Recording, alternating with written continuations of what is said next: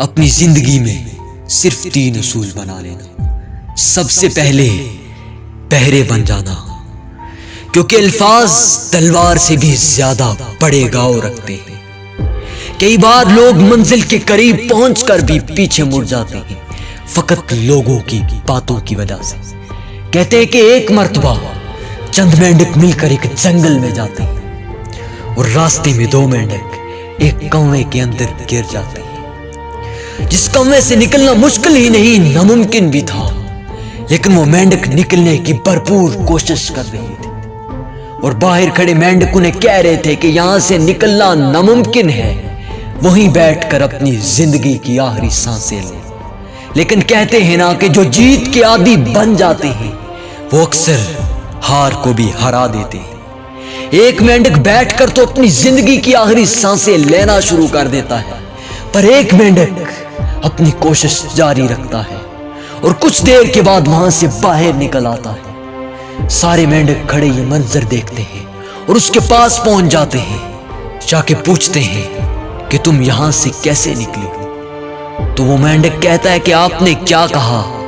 وہ پھر پوچھتے ہیں تو پتا چلتا ہے کہ وہ مینڈک بہرا تھا، اس لیے نکل آیا، کیونکہ اگر وہ یہ سن لیتا کہ یہاں سے نکلنا ناممکن ہے تو شاید وہ بھی اسی مینڈک کی طرح اس کنویں میں بیٹھ کر اپنی زندگی کی آخری سانسیں لے رہا ہوتا۔ زندگی کا پہلا سبق کہ بہرے بن جانا، اور دوسرا سبق کہ اپنے راستے میں آنے والی ہر ایک چیز کو کبھی بھی بے مقصد نہیں سمجھنا۔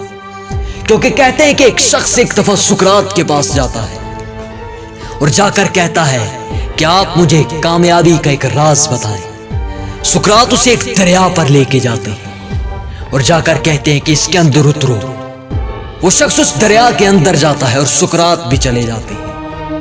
سقراط اس شخص کی گردن کو پکڑ کر اس پانی کے اندر ڈال دیتے ہیں۔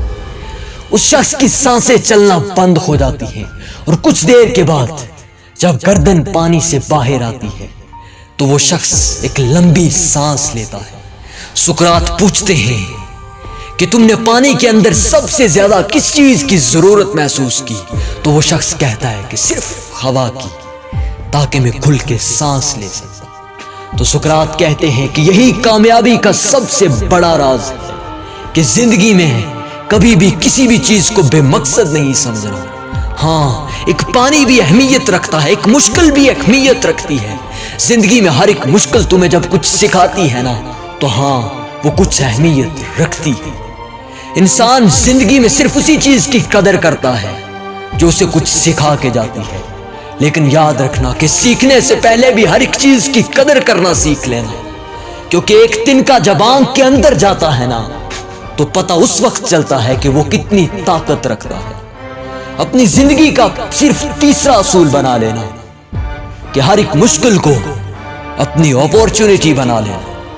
کہتے ہیں کہ ایگل جب پرواز کرتا ہے نا تو کئی بار طوفان آ جاتے ہیں، لیکن وہ طوفانوں کے آنے کے انتظار میں ہوتا ہے، کیونکہ جیسے ہی طوفان آتا ہے نا تو وہ طوفان کے سامنے جا کر کھڑا ہوتا ہے اور اس طوفان کے اوپر بڑھنے کی کوشش، اوپر چڑھنے کی کوشش کرتا ہے، اور پھر ان تیز خماؤں کے اوپر بیٹھ کر لمبی اڑان کی طرف بڑھ جاتا ہے، اور دیکھتے ہی دیکھتے اس طوفان کے استعمال سے وہ اپنی اڑان کو اور اونچا کر لیتا ہے، کیونکہ اس نے اس طوفان کو دیکھ کر گھبرانا شروع نہیں کیا تھا، بلکہ آگے بڑھنے کا عزم لینا شروع کر دیا تھا۔